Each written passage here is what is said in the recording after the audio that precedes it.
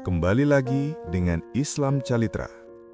Hari ini, kita kembali dengan sebuah cerita baru yang unik, penuh teka-teki, dan kejutan yang tak terduga. Tapi, sebelum masuk ke cerita, tekan tombol subscribe dulu dong. Di sebuah kampung kecil dekat Istana Baghdad, tinggal seorang pria bernama Umar. Tetangga Abu Nawas yang dikenal kikir, sombong, dan suka membesar-besarkan cerita. Suatu hari, Umar berlari ke istana dengan nafas tersengal-sengal sambil membawa kabar yang membuat seluruh penjaga mengerenyit bingung. "Aku menemukan sumur ajaib, Paduka!" teriak Umar saat tiba di depan raja. Raja yang sedang duduk santai langsung berdiri. "Sumur ajaib? Apa maksudmu?" Umar dengan penuh drama menjelaskan, "Sumur itu bisa menghilangkan barang, Paduka. Barang apapun yang dilempar lenyap begitu saja, tidak pernah muncul lagi." Raja mengangkat alis, "Itu bukan ajaib, itu sumur dalam." "Tidak, Paduka, ini berbeda. Bahkan suara barang itu pun tidak terdengar. Seakan sumur itu memakan benda-benda." Umar terus meyakinkan raja sampai akhirnya raja penasaran. Tetapi, sebagai raja, ia tidak bisa langsung meninggalkan istana hanya demi melihat sumur seorang warga. Maka, ia memanggil orang yang paling bisa dipercaya untuk menyelidiki persoalan ini. Siapa lagi selain Abu Nawas? Penyelidikan dimulai. Abu Nawas datang menghadap raja yang sudah terlihat gusar. "Abu Nawas," ujar raja, "cek sumur Umar itu. Jika benar ajaib, aku ingin tahu guna apa sumur seperti itu bagi kerajaan." Abu Nawas mengangguk. "Baik, Paduka, tapi izinkan saya bertanya, apa yang sebenarnya hilang?" Raja menghela nafas. Umar bilang ia menjatuhkan kendi emas hadiah dari saudaranya. Ia menuduh sumur itu memakannya. Abu Nawas langsung tersenyum dalam hati. Kendi emas sangat mencurigakan. Tiba di rumah Umar. Abu Nawas mendatangi rumah Umar yang tampak gelisah menunggunya. Umar mulai bercerita panjang lebar tentang keajaiban sumurnya. "Sumur ini benar-benar aneh, Abu Nawas. Begitu kendi emas itu jatuh, tidak ada suara, seperti ditelan tanah." Abu Nawas mengangguk sambil mendekati sumur. Ia menatap ke dalam, kemudian menutup mulutnya seolah menahan tawa. "Wah, sumurnya memang dalam sekali," katanya pelan. Umar mengangguk puas. "Benar kan? Benar kan?" "Tapi aku belum yakin," kata Abu Nawas sambil bangkit. "Aku perlu menguji sumur ini dengan sebuah benda yang lain." Umar langsung gelisah.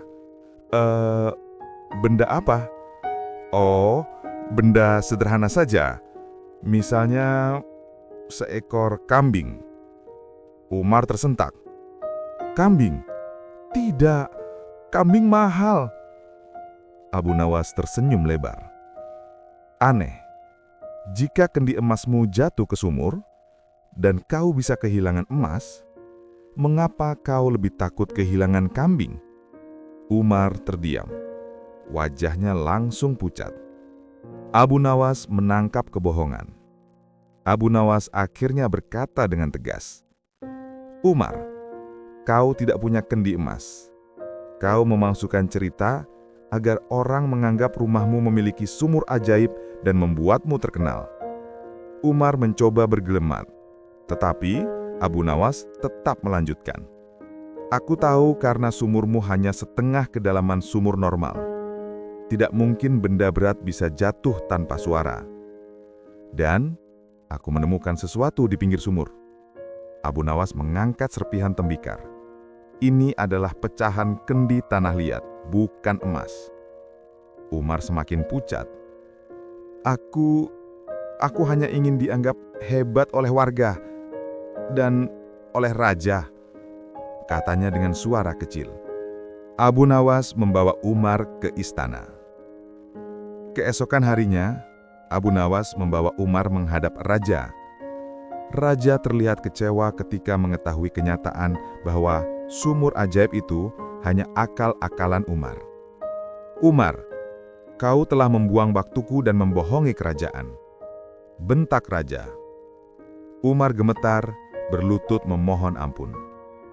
Abu Nawas kemudian berkata, "Paduka, Umar memang salah, tetapi ia melakukannya bukan untuk merugikan, melainkan karena haus pujian.